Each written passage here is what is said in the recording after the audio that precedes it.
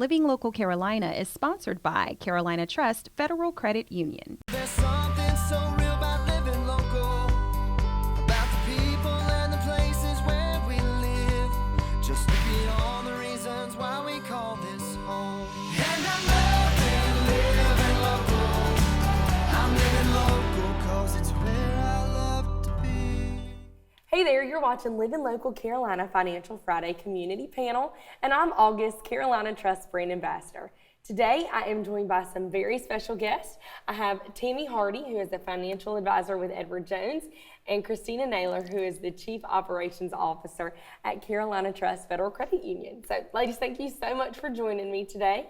And we are so fortunate to work in the financial industry. And, you know, one of my favorite parts of my job is I'm able to be around so many wonderful moments that people go through in their lives when it comes to their finances, you know, growing their wealth, saving for a specific financial goal. But on, you know, the negative flip side of that, there are things, you know, that happen such as scams and fraud and things like that where people unfortunately lose a lot of money. And so we have brought in the experts today to kind of talk about fraud, different ways that we can stay alert, and, you know, how we can protect ourselves to prevent that from happening. So, ladies, you've both been in the industry for, you know, several years. How have you seen fraud become, you know, a growing issue to as major as it is today? And, you know, how big of a deal is fraud really in the finance industry? Well, as a credit union employee and having been in the banking world, I can tell you that it is growing exponentially. It's a huge problem. It's a problem for banks, it's a problem for credit unions, all financial institutions, but it does affect people personally. It damages their livelihood, it damages their reputations, and it just keeps growing. Yeah, and I've been in the finance industry for over 30 years, a lot of it in community banking as well, and I've seen it. And I think one of the important things for people to remember is that these people that are taking advantage of them are professionals, and it seems odd to say that, but they are professional criminals. And like all professionals, all of us, we look to perfect our craft. Yeah. That's what we do, and that's what they do too. And their means of doing so with technology is just becoming more and more sophisticated. So it's just growing just immensely. Yeah, I'm sure. And over time, you know, being in the industry as long as you have, what are some of the different ways that you are seeing fraud evolve? I think technology It's changed everything. is completely changed everything. The more technology changes and the more advancements are being made, the more advancement those professional criminals are making too. You just have to be so vigilant about everything that you do on any type of technology platform. Exactly. So when I first started too many years ago, I can tell you that, you know, the worst fraud that would occur someone would steal some checks out of somebody's mailbox, and then they would attempt to pass a bad check. Well, that never goes away. The old school fraud is still out there, and you have to pay attention. But the ways that they can get you now, if you are not vigilant and diligent in monitoring your own records and taking ownership and responsibility, through every type of electronic media, they'll find a way, because they are professionals, and this is what they do for a living. It's overwhelming, but what you have to do is never be ashamed, never be afraid, and always ask for help. And I love that you hit on that, because I think that is so important, is that, you know, there are so many different types of scams that we have to be, you know, alert to.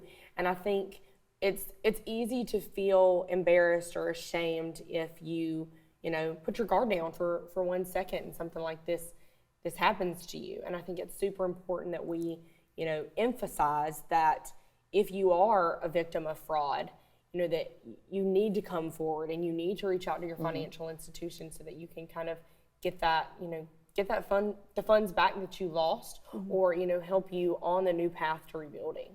The faster you reach out, the faster you can recover. The more likely you are to gain help from your financial institution, because it is on you to report quickly and effectively. Yeah, for sure. And they are professionals, so there's no reason to be embarrassed Yeah. about being a victim. You know, and it ranges. I've had women sitting in my office crying because they've been scammed by someone that they love. Yeah. They've been scammed by someone that said they cared for them. Yeah.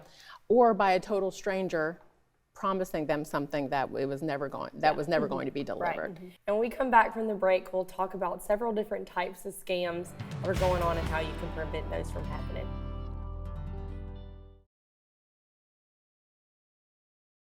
Welcome back to the Living Local Carolina Financial Friday Community Panel. I'm joined today with Tammy and Chris, and we are talking about fraud and how big of an issue it is. And now that we are here in the 21st century, a lot of the fraud that people are seeing and the ways that people are being taken advantage of are digital. So, I know you previously mentioned that it used to start out, people would steal checks from a mailbox and, would try to cash those. But now people's information, is at the tips of these professional criminals' fingertips. And so, they are able to use your phone number, your email, different things like that to try to attack you. What are some of the most prevalent digital ways that you guys have seen people try to take advantage of others? Lately, I've been seeing an uptick in cell phones. So we forget that our cell phone now is not just a device to make a phone call. Right. It's a little mini computer. Yeah. And the ability to for scammers to text our phones and include links that allow them to then get into our phones. We use them. At least I know we do. You can buy everything off your cell phone. Yeah, I agree. And I know for text for me, all of my favorite brands and boutiques and things like that, I'll get on that marketing list where they're like 10% off. And so I'm used to seeing other text messages that are so similar to these scam text messages come through that are, click this link to shop the sale, it ends in an hour. And I think that's something that is super prevalent. I hear from our IT department all the time to stay alert, is that a lot of these scam messages that come through are time sensitive. Yeah, exactly. The same way, that deal on the new pair of shoes I want is going to be time sensitive. So, that makes it, you're so used to clicking on those links that makes it so much more difficult. Exactly. No matter how you receive it, whether it's an email solicitation or it's an email that looks like it's from someone that you trust, but it's not, or it's a text, or a call. No matter how you receive the solicitation, it's urgent. Something is happening right now, and you must take action. So those are the two things. Right. It's urgent, and you must take action. And that action is what will allow them access to either your computer system or your phone. And once they have access to your phone, they then could have access to your email if you access your email via your phone.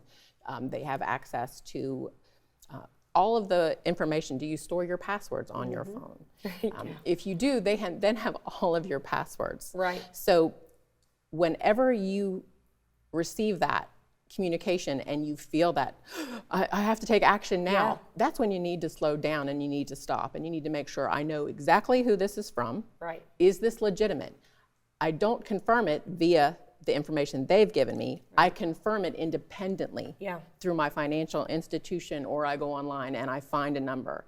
I don't click where they tell me, I go elsewhere. If it's truly that urgent, then you'll be able to find it. Right. And that's huge, because I know someone personally who was the victim of a scam where they got the pop-up on their computer. And the message was of urgency, you need to do something now to protect your computer.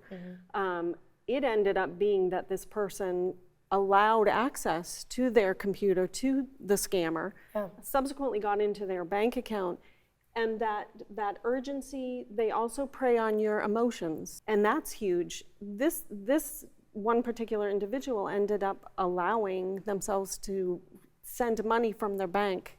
Right. It was just, but they thought it was legitimate, right, because of the urgency and the emotional piece. Right, and I think that urgency really puts your guard down, because in any urgent situation, even if it's not a scam, when you know that something is critical, you typically, a lot of your your normal rational thinking goes right out the window. You're like, oh my gosh, someone's hurt. I need to hurry and do everything I can to protect them. And they are able to use that urgency that they are, kind of pushing towards you to get you to act in a very unrational way, unlike you typically would. You typically wouldn't send any money to somebody that you don't know. But then as soon as they are able to kind of put you in that mindset of like, oh my gosh, there's an emergency, I've got to act now, that's how they're able to get you. And of course, they play on lots of different emotions. And we're going to learn a little bit more about that when we come back from the break.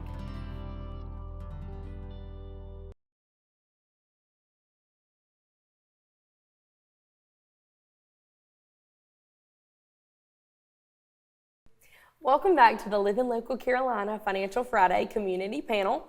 Before the break, Tammy, Chris, and I were talking about fraud and how it has increased over the years, and how smart these professional criminals have got at targeting people.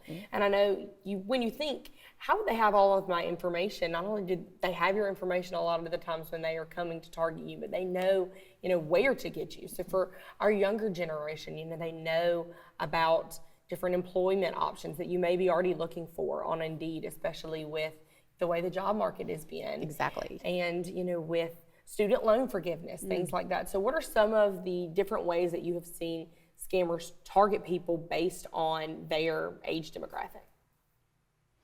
Well, for younger people, we're seeing a lot of job solicitation fraud. Sometimes it'll be via check, but now it will be via email or call or text. Just to remember, no valid business that's hiring will require you to send money. No valid employer will require you to give your personal information prior to a legitimate application. And a lot is that coming from, the position of like a sign-on bonus type deal where they're promising to offer money if you give information. How are they kind of approaching What that? we're seeing a lot of is I approach you, we're going to send you a check. You deposit this check, and then you send money via Western Union. You send money in another fashion to us. You keep a portion of it it's a prepayment for work. Then once you've sent that money out, the check comes back and your financial institution is holding you personally responsible for it. Right, and I know we hear a lot, especially at the credit union, we take lots of different courses on how to prevent elder fraud and things like that. So what are some of the ways that you are seeing members and clients be affected in our older generation? Social Security fraud, I think, is very prevalent, and they tie that, going back to the urgency, they tie that back to people thinking that their Social Security benefits are at risk. And if an older person is using Social Security as their primary income source, they're not going to want to do or not do anything that will jeopardize that. Right. So there's a tendency, again, when you pair that up with that urgency of you need to do this or you need to provide me this information in order to keep your Social Security benefits in force, Right. That instills fear into people. Right. Typically what they will do is say, we need you to confirm your Social Security, tell us what your Social Security number is, provide us all this information. We need to confirm this in order for your Social Security benefits to continue. And it's important for people to remember the Social Security Administration, they have That your social, information. they have that information. Right, and I know with a lot of the horrible things that are going on, in the world today, people are looking for different ways to give back and to help. And I know that is a huge way that people can, scam others, or these fake accounts where, you're collecting donation funds for a specific charity and, different things like that. We've talked about lots of different types of fraud today. What are some things people can put in place to protect themselves to start with? And then what are some things people should do if they feel like they have become a victim of fraud? The most important thing is to keep your information protected, to keep that phone protected. And the best way to do that is to make sure that most of the places that you're dealing with have something called multi-factor authentication. And what that means is I put my password in, Right. but then they're going to send me either a text or an email Yeah, to follow with up. some identifying information to follow up. That's the best way. Right. And then, always making sure that if you become a victim of fraud, reach out to your financial institution as soon as possible. Reach out to the local police, things like Just that. don't be embarrassed. Yeah. No matter what's happened to you, we've seen it before, and you're not. It's not because you're weak. It's Right. probably because you're a good person. Yeah. And the best way to help is to notify your financial institution as soon as possible so that we can fix it. Thank you, ladies, so much for joining me today and helping protect our community from becoming victims of fraud. Thanks so much for tuning in at home, and we'll see you next time.